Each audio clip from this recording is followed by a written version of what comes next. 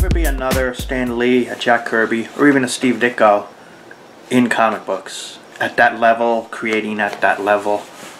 I really don't think you're not going to see people like that in comic books anymore. You might see a rare chance of a Liefeld, a McFarlane, or a Jim Lee, but that's not the same level. You know that. That's not the same level.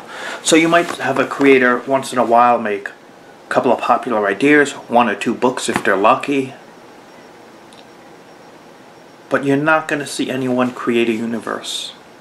A bunch of characters that last and that matter and that influence generations. You're not going to see it. I thought the 1990s had a chance with Valiant Comics and Image Comics, the superhero days. And while they had a good start, they didn't have, well, Valiant management tossed out the founder of the company, and then the company turned to crap on the buyout. And even with the reboot in the last couple of years, none of their characters have mainstream appeal. They stayed at one level, and they never grew their market base. They never did. It's still at that same level, and it doesn't interest me. And it's not as good as the 90s.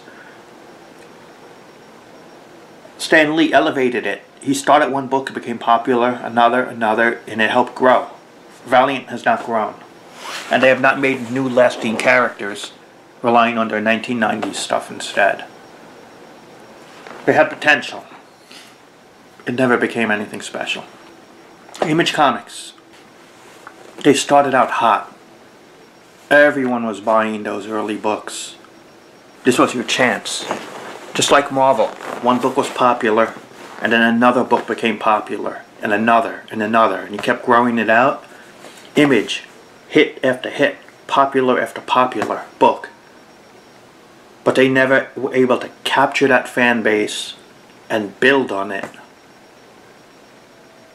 and make everyone invest in all the characters. And a lot of it was ego, because they even said like they were competing against each other instead of working with each other to build a good universe together.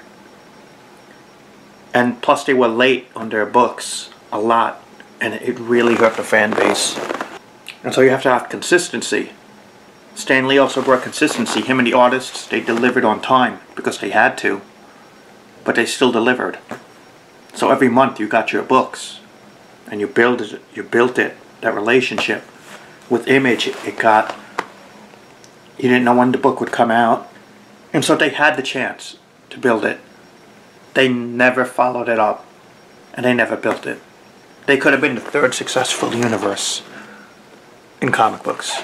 They had the chance, but they missed it.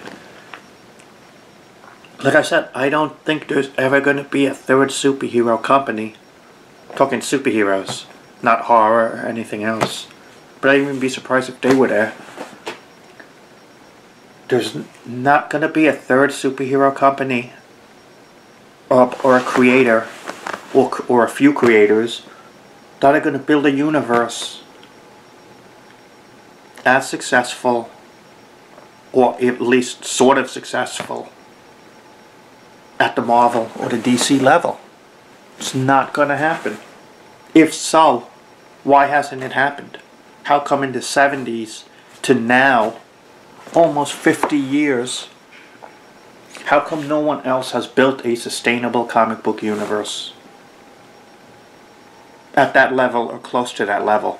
So you took Marvel, DC, and a 3rd company name all together in big letters together as the top company publishers. There is no 3rd one. Where is it? Many have tried. Creators and companies have tried, and some have had some success, but it never lasted. Dark Horse Comics has been around for decades, but to me they're always at this low level.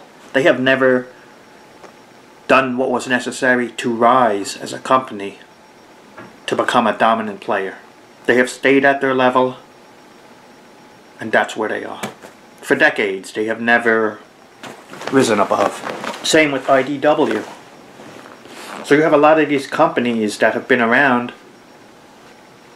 but they're small time. They're not growing the fan base. And while I don't agree that every superhero concept that has ever been made has already been done, and there's nothing more to make, because there's always something more to make, but I think in terms of having all these successful characters hit, it probably is done. You know? And when you talk about comics now, what has to go against comic books is creator rights. And even though creators should have a say financially, problem is if you have a corporation and they have to start doling out fees to a bunch of different creators, like 100 different creators who contributed, then the company itself is not going to make as much money, and they probably wouldn't like having to do all that other work. So financially, the company is not going to want to pay everyone every month, you know, who created characters. It's financially feasible. It's not really. So companies are not going to like that. And you need a corporation to build up a universe. So for financial reasons, it's probably not going to build up another universe. And then you have reasons of just creativity. Do you have the right creators?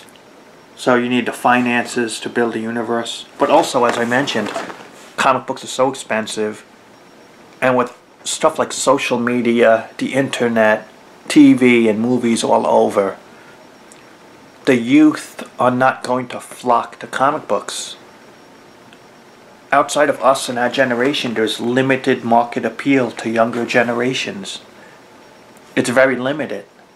So you have a corporation not wanting to invest in creators. You have outside media. Comics cost so much. I guess comics are not into the cool thing anymore. And so that's my thoughts on it. Let me know what you think.